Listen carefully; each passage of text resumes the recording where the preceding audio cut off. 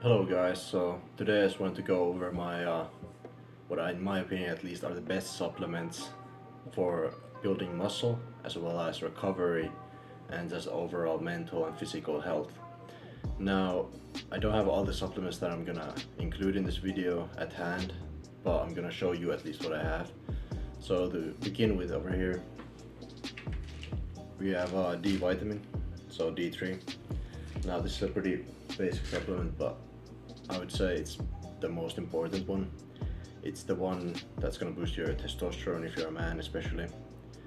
It's something we need. It's pretty much one of the most important vitamins, if not the most important, that people always mention. It's gonna help your mental health. It's gonna improve your physical health. It's gonna basically give you better testosterone. It's gonna give you better performance in life in every area. It doesn't matter if it's like at the gym or just at work. So that's definitely one I would recommend for everybody to take, especially if you live in like a country where it's winter and it's dark and all that. You don't get sunlight at all. And next up, I'll go over multivitamins in general. Now, with multivitamins, I would say you kind of have to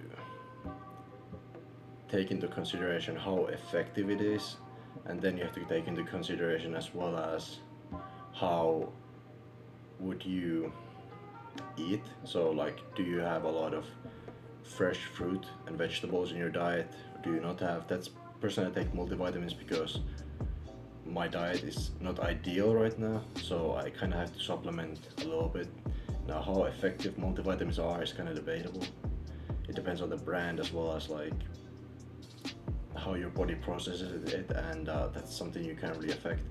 But I do feel like I'm a little bit better mentally and physically when I take the multivitamin at least, so I would definitely say it's some recommendation as well if you aren't getting your diet in right now. But if you eat your vegetables, you get all your micronutrients, then it should be okay. You don't really need multivitamins. Now, next up we have zinc, and zinc is kind of a supplement where it's kind of like D3, and it's very much, at least for men, it's a very useful supplement. It's gonna really again help with testosterone. It's gonna help with the physical side of things. It's gonna help a little bit with the mental side of things as well. It's just gonna give you like overall good health benefits for especially physical activities. So if you go to the gym, taking zinc isn't a bad idea if you want to getting in enough through your diet and everything. Now, after this, I would also mention magnesium. It kind of goes in pretty well with zinc. So magnesium, it's something that I would say is quite good for physical things mostly. I would say that's where I've noticed the biggest difference when I started taking magnesium is you notice that your joints and everything feels better overall in your body if you're not getting enough magnesium. It's like if you have any joint aches, if you have like cramps wherever, like calves or anywhere, it's really the best supplement for that kind of a problem, personally I've found. So if you aren't getting enough, I would definitely supplement it, and even supplementing it even then is not a bad idea because it's just useful for joint health and all that stuff that I found, at least personally. Now next up, if we go into more sports supplements type of things, first I have creatine over here. Now creatine is obviously pretty known and like used supplement already.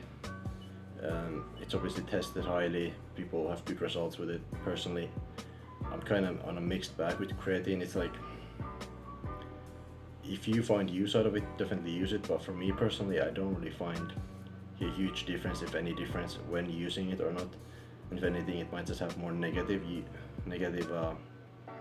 consequences to using it for me personally. Like, I would say use creatine if you find that it actually gives you something, otherwise it's kind of a waste of money. I haven't personally noticed any major like mental health benefits out of it that some people will claim, or better focus or all these kind of things. I haven't noticed that personally. I did maybe notice like at the gym, maybe I got some reps extra from taking creatine, but I didn't really feel like I looked particularly any bigger due to water retention or anything. So if there was a difference, it was so slight that I didn't really feel like doing anything about it. Who knows, maybe I'll use it in the future again, but right now I'm off creatine, at least personally. Creatine is a good supplement, but if you're kind of a part of the group who doesn't really get an effect out of it, it's kind of like, why use the money for it? Personally, you can of course, but I don't really see the point in it. Now, as far as whey protein goes, I'm on the camp of, I used to actually drink a lot of protein shakes and make all these protein recipes and shit when I was eating like over 200 grams of protein at one point. Then I kind of realized like I'm gonna dial down my protein, I'm gonna eat more carbs and actually start bulking properly.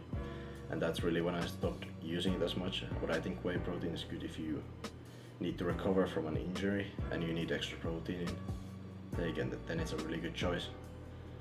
If you really want to use it in a recipe and get extra protein, that's a really good use for it.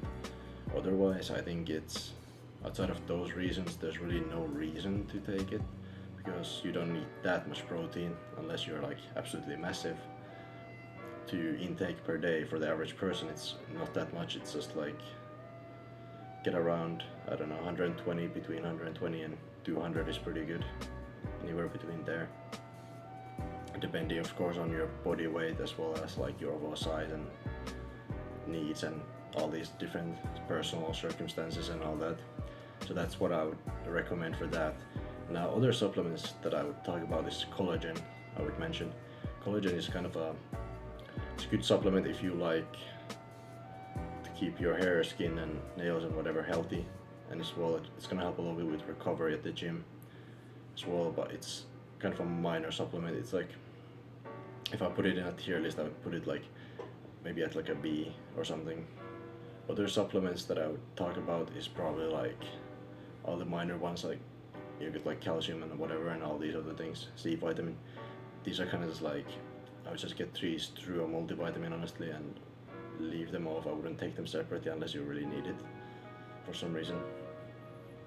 As far as for me, like I've seen supplements like ashwagandha and all these other weird supplements. Personally, I haven't ever tried or found the need to try these supplements. I think there's a lot of, I'd say, essential supplements that you should take, and then there's like these supplements that you don't really need, but I mean, you see, if you have the money you can try them out.